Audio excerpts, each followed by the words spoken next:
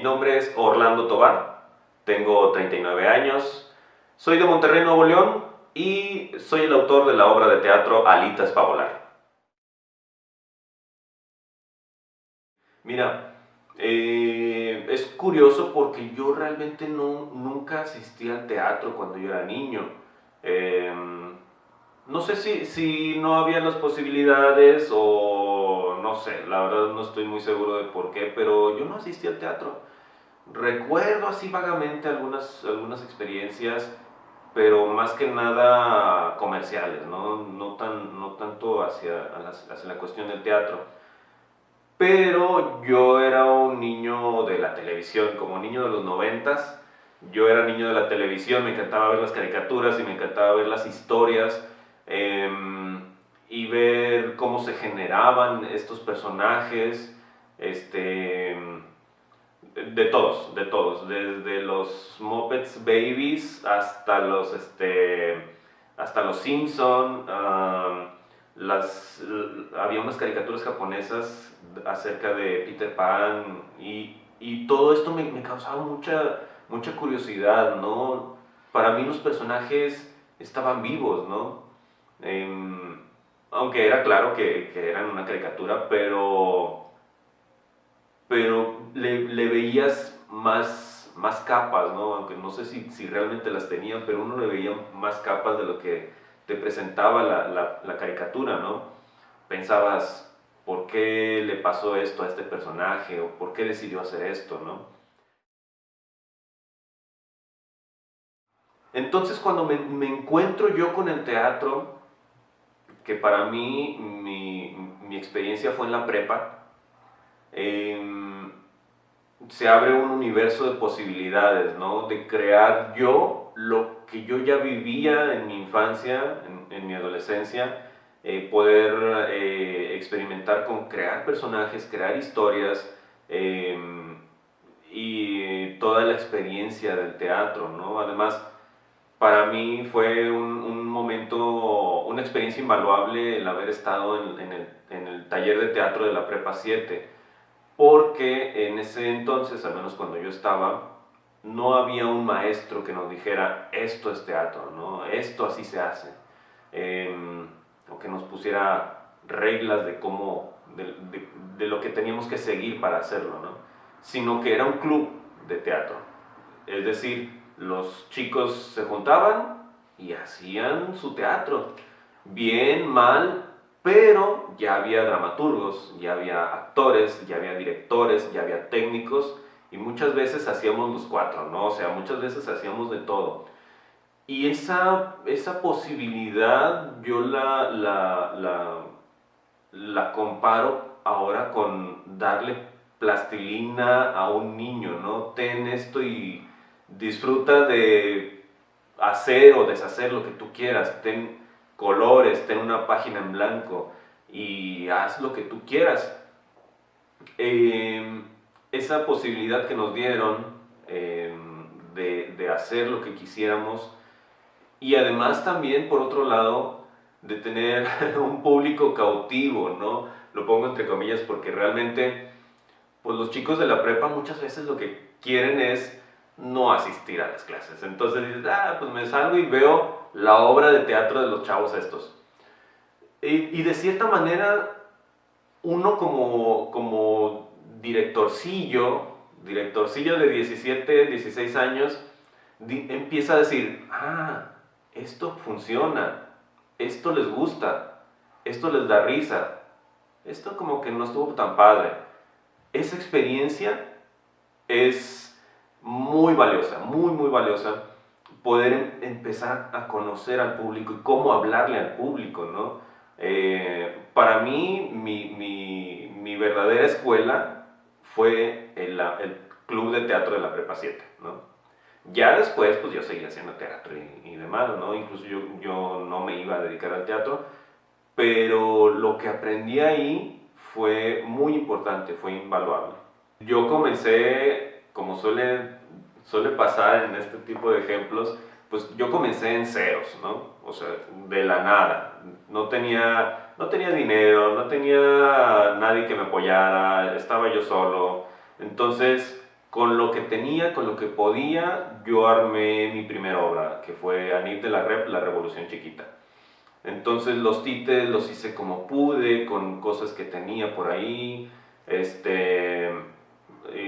El guión fue un guión que originalmente yo lo había escrito para 3 personas y finalmente dije, pues voy a estar yo solo, voy a hacerlo yo solo, ¿no?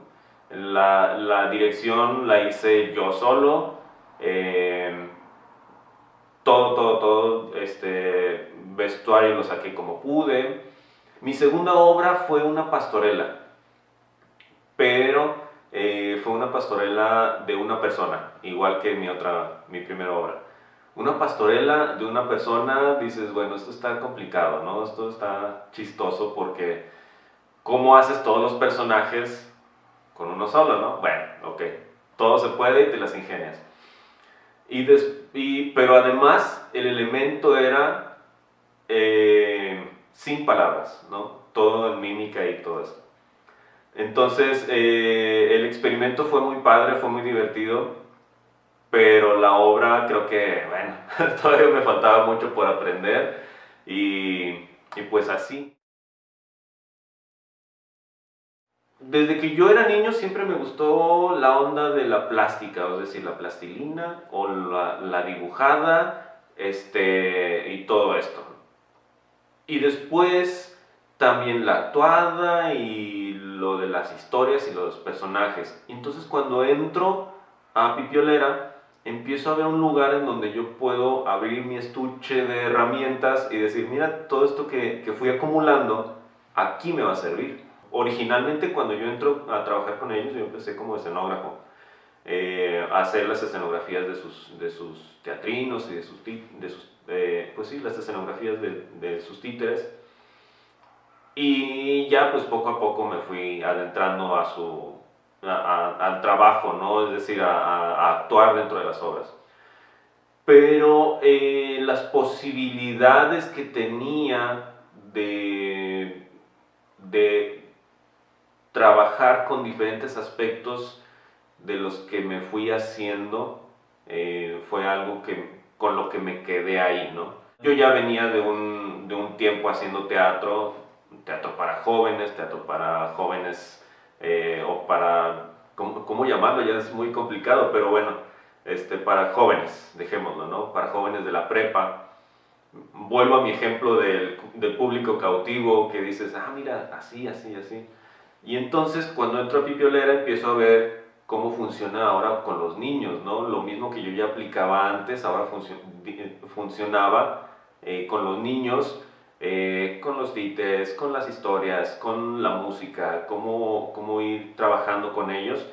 Y finalmente pues fue un nicho, fue un lugar en el que decidí permanecer, aunque no todo lo que hago es para niños, pero mi compañía sí es para niños, ¿no?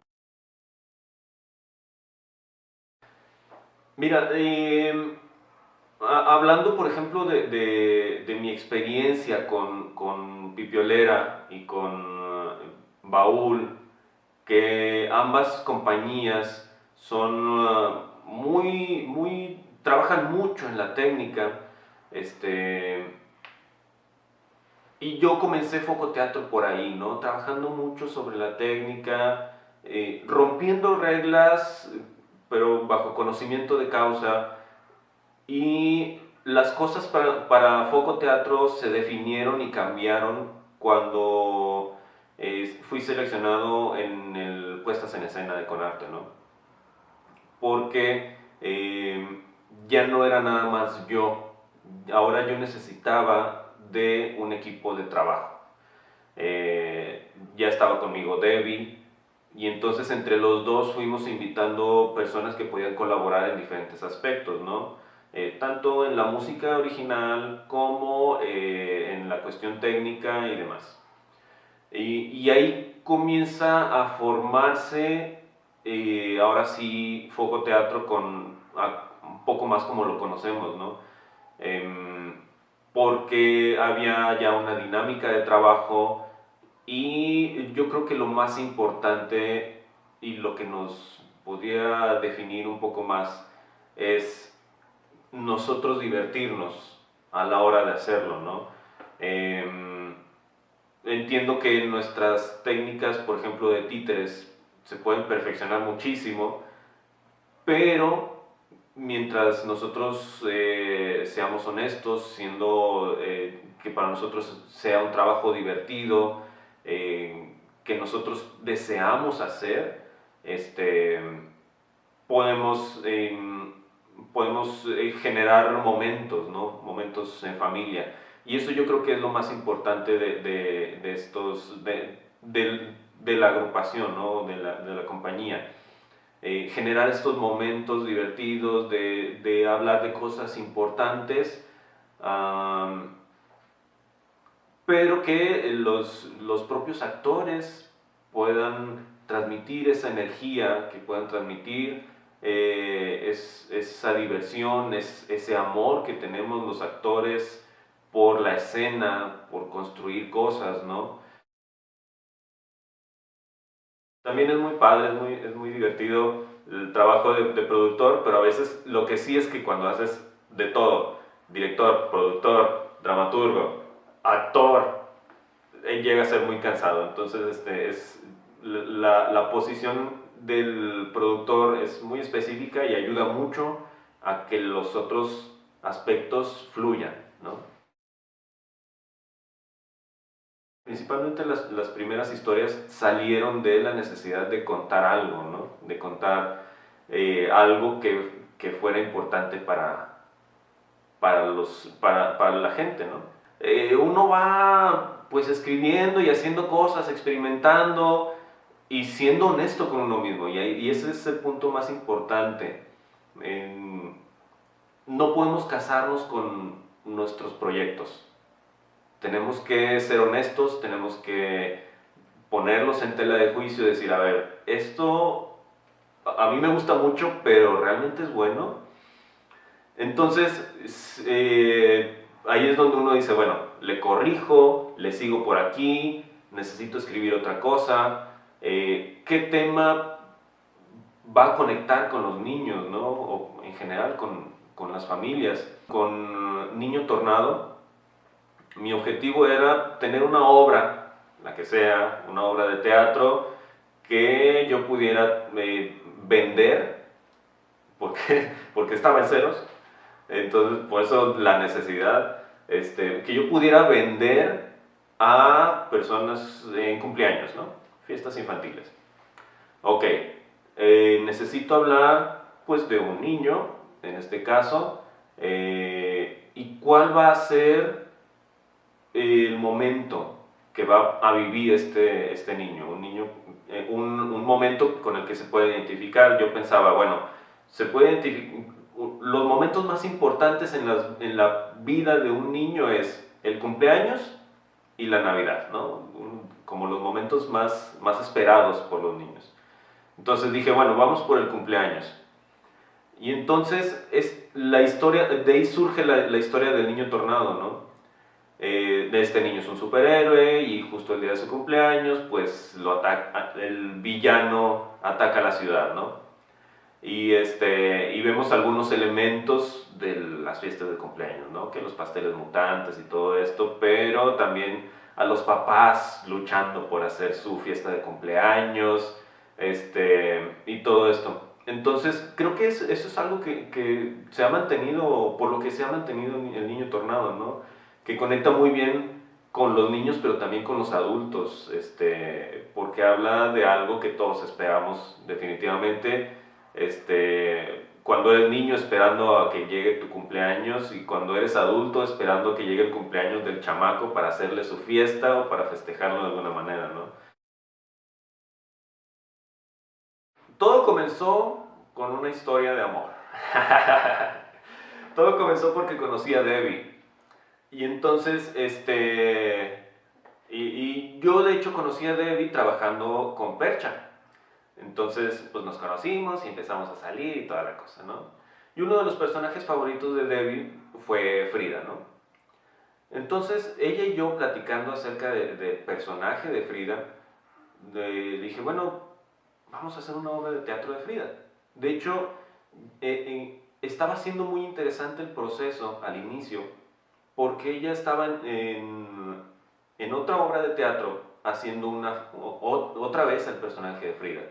Entonces, mientras ella construía a su personaje para la otra obra de teatro, también estaba construyendo a la Frida de Alitas para volar. Y era interesante verla, pues sí, a la actriz trabajando para los dos diferentes aspectos de un mismo personaje, ¿no?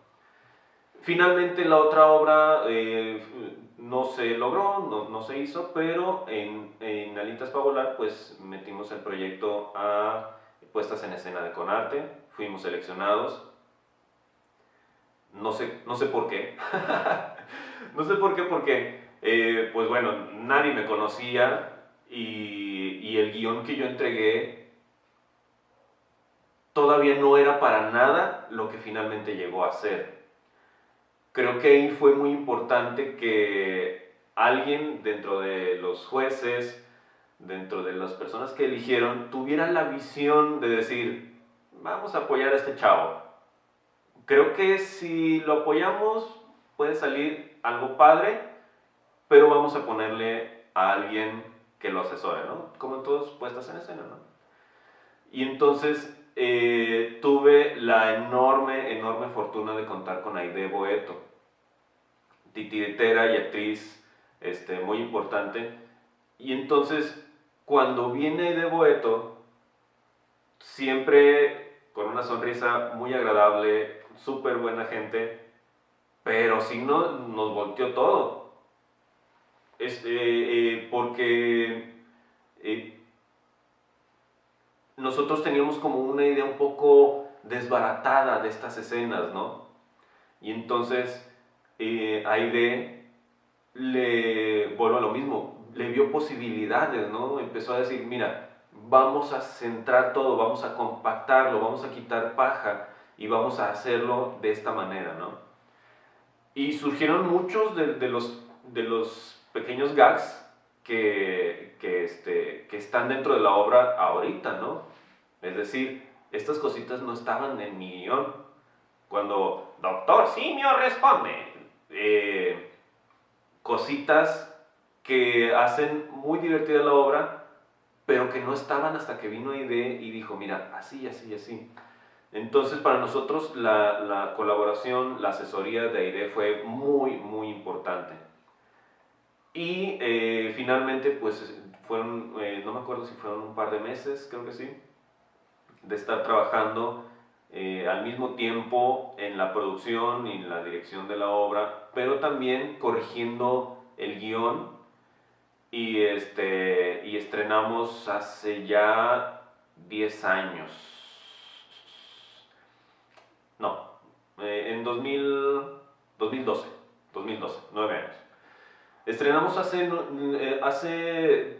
9 años y entonces fue también lo que finalmente vimos el día del estreno, tampoco es lo que vemos, por ejemplo, ahorita en una función de Alitas para Volar.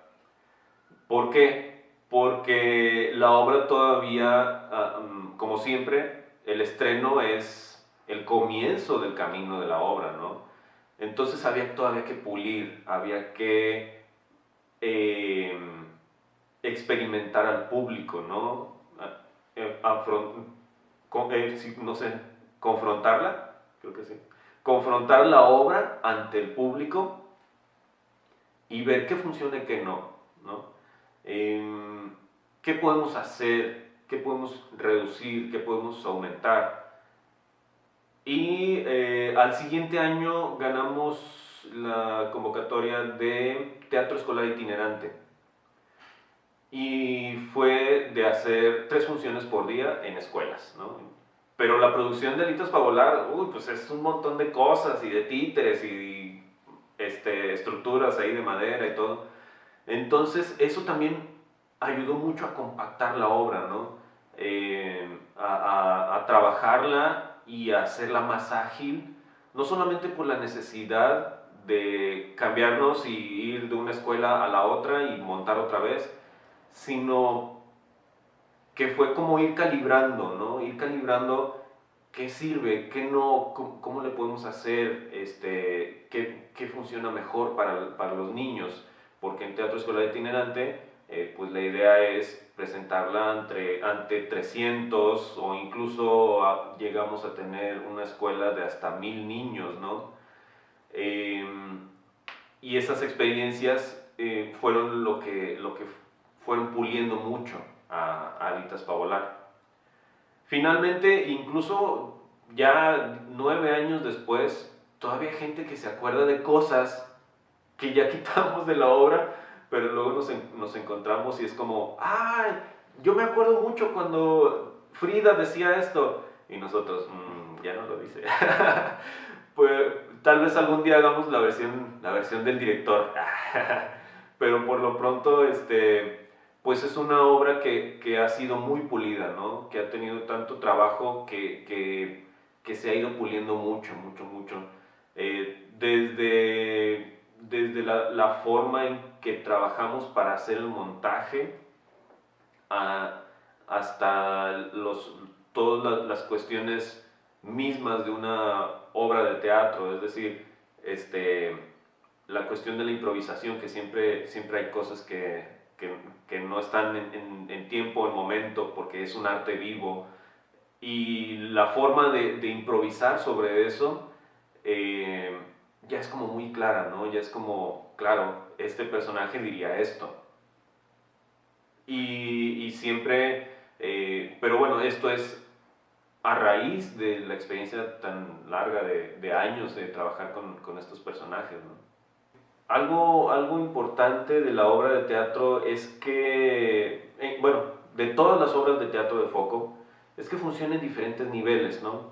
Que el adulto pueda captar algunas cosas, los más jóvenes puedan captar otras cosas y los más chiquititos puedan disfrutar de otras cosas, ¿no?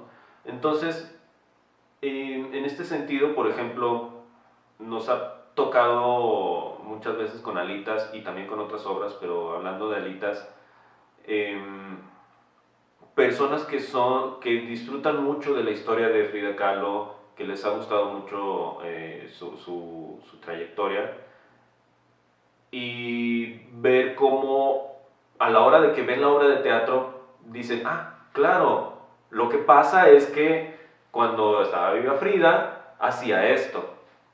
Mira, lo que pasa es que a ella le pasó esto, por eso hacen el chiste tal, ¿no? Em, esos elementos que suceden cuando conoces un poco más al personaje, te caen los veintes de muchas cosas de la obra, ¿no? Creo que eso es lo más padre. Ver, por ejemplo, en el aspecto histórico, yo siempre meto esta obra también dentro de las obras de temática histórica, porque eh, la primera imagen de la obra de teatro es una plaza, ¿no? Una plaza con personas caminando por ahí y entra este cilindrero. Y eso nos ubica en un momento, en un lugar en específico, ¿no? La Ciudad de México en los años 50, no sé, y ya vamos viendo detalles, ¿no? Eh, el changuito que empieza a hablar y empieza a decir, mira, en 1907 pasó esto, la Revolución Mexicana, y después siguió creciendo y todo esto. Entonces, hay un aspecto histórico muy importante dentro de la obra que cuando uno la analiza desde ese sentido, comienzan a caer muchos veintes de las cosas que suceden en la obra de teatro, ¿no? Por ejemplo, en la medicina, cuando hacemos el chiste acerca de los doctores y todo esto, em, también refleja mucho de lo que se vivía en ese momento, ¿no? Y cómo se manifestaba en ese momento, al menos eh, dentro de la historia de Frida Kahlo, ¿no? Principalmente eso, yo creo que quienes tengan un contexto un poquito más amplio de la historia y del momento en el que se desarrolla la historia de Frida, pueden disfrutarla mucho mejor. Hola amigo, hola amiga, espero que disfrutes de la siguiente obra de teatro. Una obra de teatro que va a suceder ahí, adentro de tu imaginación. Así que si te encuentras con un México de otra época, con un personaje como Frida Kahlo, disfrútalo y pues tercera llamada. ¿Qué tal maestro? ¿Qué tal maestra? La obra que sus alumnos están leyendo, que es Alitas para volar, puede ser acerca de un personaje que seguramente muchos de estos niños ya conocen porque la han visto. La han visto en camisetas, la han visto en figuras, pero seguramente esos niños se están preguntando, ¿quién es Frida Kahlo? En esta ocasión tenemos la oportunidad de responderles a los niños y seguramente habrá que darles algún contexto. ¿Qué pasaba en esos tiempos? ¿En dónde nació Frida Kahlo y qué sucedía ahí? Y seguramente tanto tus alumnos como tú la van a disfrutar.